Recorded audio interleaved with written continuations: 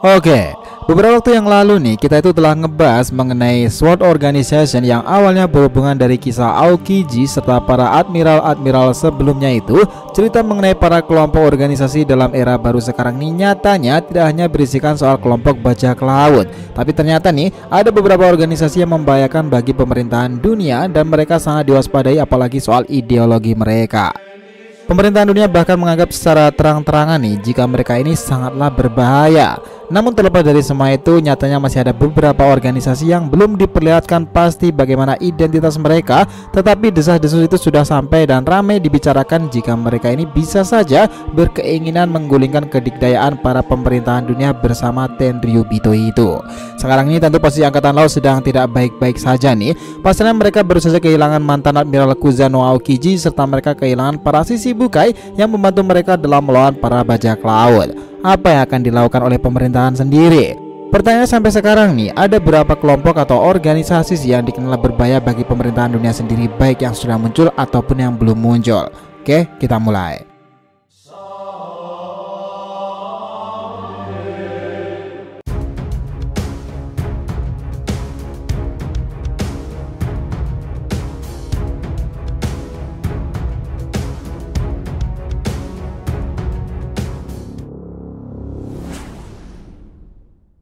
Hai guys, welcome back to the RTV channel. Nah, kali ini kita akan membahas mengenai 3 organisasi besar dan rahasia yang berpotensi melawan pemerintahan dunia namun berbeda waktu pula. Neo Marinir, SWORD Organization, dan juga Revolutionary Army.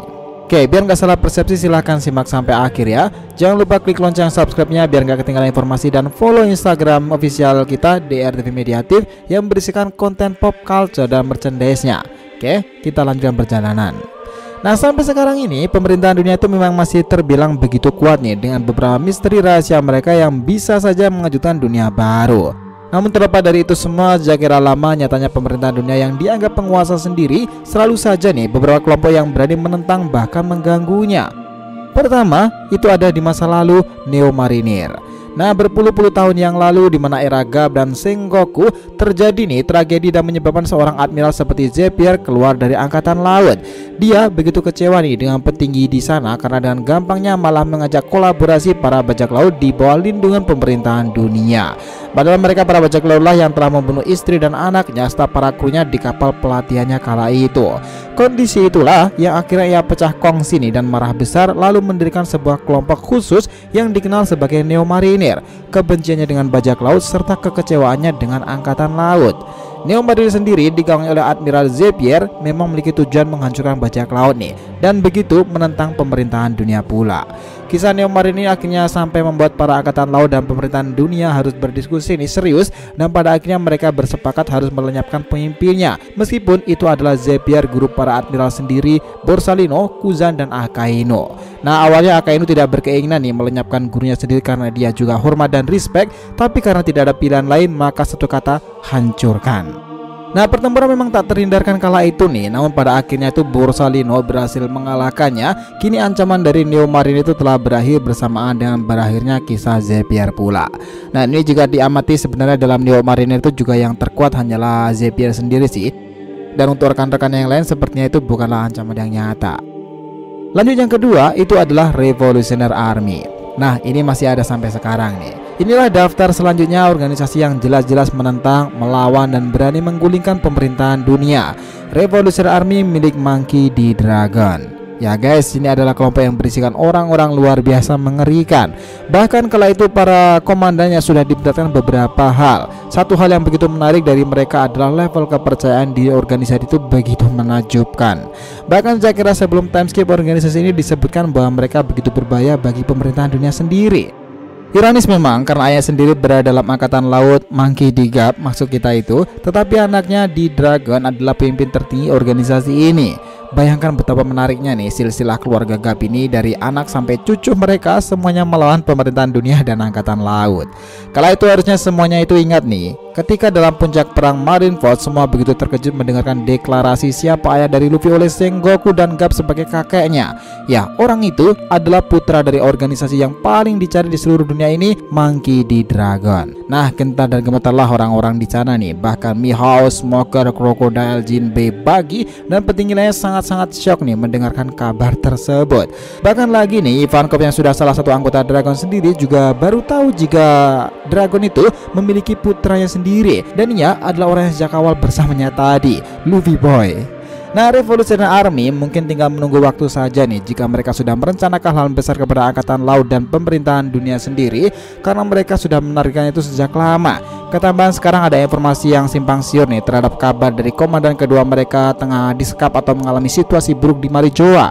Ya, dia adalah Sabo. Tentu jika hal itu benar, apakah akan terjadi paradok Whitebeard lagi dan Luffy akan kembali muncul seperti ketika ia menyelamatkan kakak pertamanya Portgas Diaz?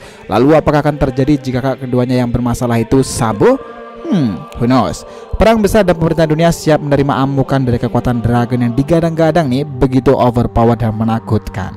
Berikutnya, yang ketiga itu dan juga masih ada di era ini tetapi masih misterius, Sword Organization. Nah, untuk yang ini memang sebenarnya belum muncul secara resmi dan masih simpang siur, tetapi sudah fakta itu mereka ada dan dipimpin oleh seseorang yang kemungkinan terbesar berasal dari Angkatan Laut.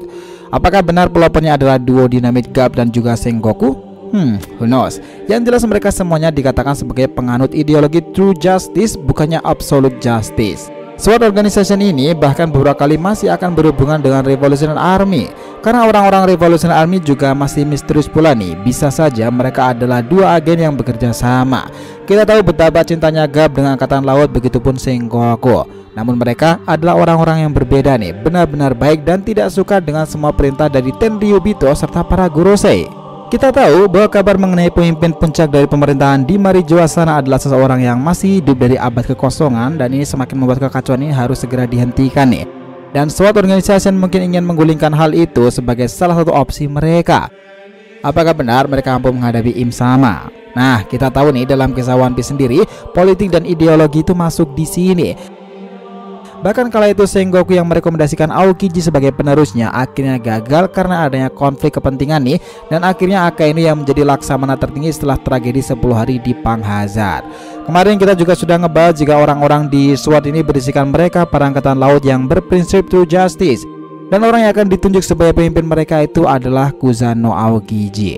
Nah, bagaimana orang yang cerdas serta mengikuti jejak sang guru Zepier ini pada akhirnya akan menjadi suksesor dari Garp dan juga Sengoku?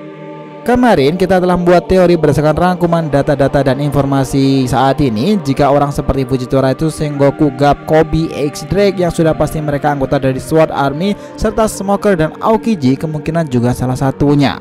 Ya, dua orang ini sama-sama murid dari Zepier nih dan pemilik juga prinsip True Justice. Ada momen ketika itu Smoker diajar telak oleh Joker Doflamingo nih. Dalam serangan terakhirnya tiba-tiba cuaca begitu dingin dan Dovi menyadari siapa orang yang datang dengan hawa seperti ini.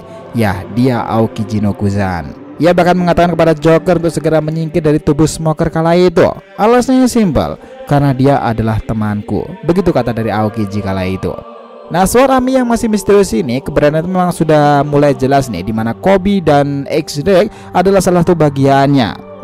Kira-kira plot twist seperti apa nih ya sedang Oda Sensei rencanakan kepada kita semuanya?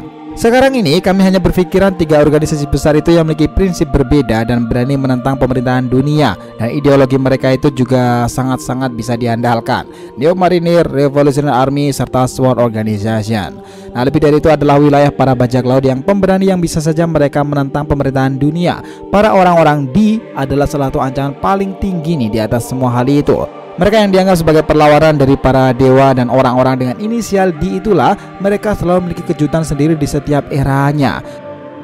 Dan dua nama yang selalu terhubung dan merepotkan pemerintahan dunia di era lama atau bahkan di era baru sekarang ini adalah yang era namanya Goldie Roger serta era barunya adalah Monkey D. Luffy. This makes sense? Dari mana nih kira-kira tekad Will of D ini bermula? Akhir perang Wano itu adalah menjadi salah satu dari awal kebangkitan orang-orang D itu setelah Luffy berhasil bertransformasi menjadi perwujudan Nika dengan buah iblisnya yang baru yang diketahui adalah Mythical Zoan Nika itu tadi. Dan faktanya sudah membuat para Gorosei itu ketar-ketir dan panik bukan karuan nih. Akankah nih kisah One Piece semakin menakjubkan lagi ke depannya? So, gimana menurut kalian tentang beberapa organisasi dengan paham yang begitu menentang dan kecewa akan pemerintahan dunia sendiri nih? Apa kalian menemukan tambahan lain pula? Nah, tulis di kolom komentar ya jika kalian ada tambahan lain. Jadi guys, setelah tadi pembahasan kita mengenai Neo Marinir, Revolutionary Army, dan juga SWORD Organization. Jangan lupa kisah di kolom komentar dan subscribe channel ini. Semoga cerita itu memberikan informasi dalam tiap pembahasan animenya. Thank you telah menonton TDR TV and we'll be come back.